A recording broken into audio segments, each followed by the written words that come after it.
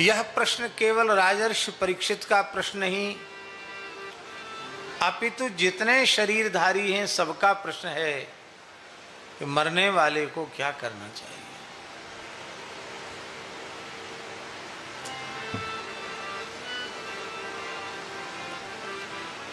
श्री सुखदेव जी ने राजर्षि परीक्षित के प्रश्न का अभिनंदन किया और कहा कि राजन,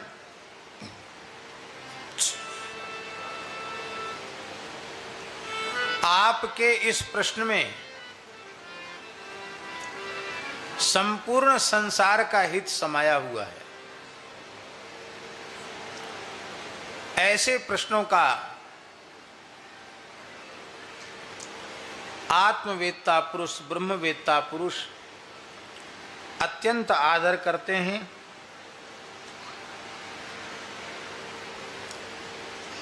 जो विषयी गृहासक्त जीव हैं, उनके जीवन में हजारों बातें कहने सुनने की होती हैं, करने की होती हैं, और कहने सुनने करने तक ही वे सीमित रहती हैं।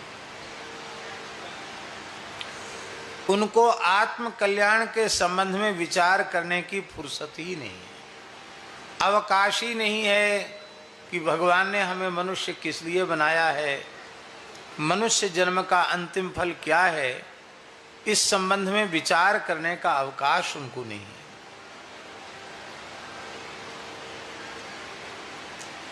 क्यों नहीं है? क्योंकि वे बहुत व्यस्त हैं। किस काम में व्यस्त हैं? तो 2 श्लोकों में उनकी व्यस्तता का वर्णन कर रहे हैं।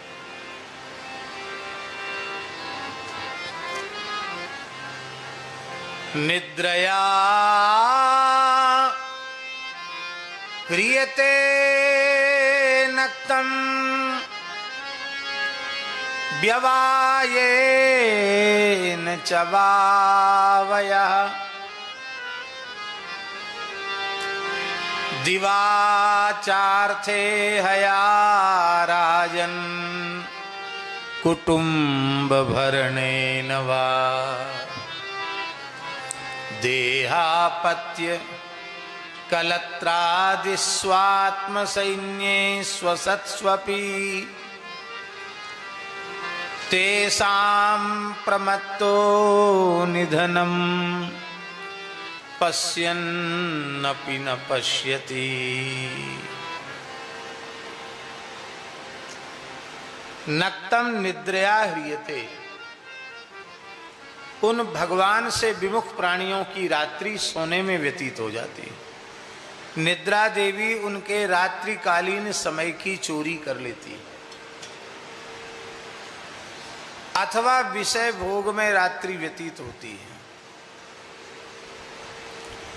दिन धन कमाने के विलासा में नष्ट हो जाता है, बचा खुचा समय कुटुंब के भरण पोषण में चला जाता है। शरीर, संतान, पत्नी,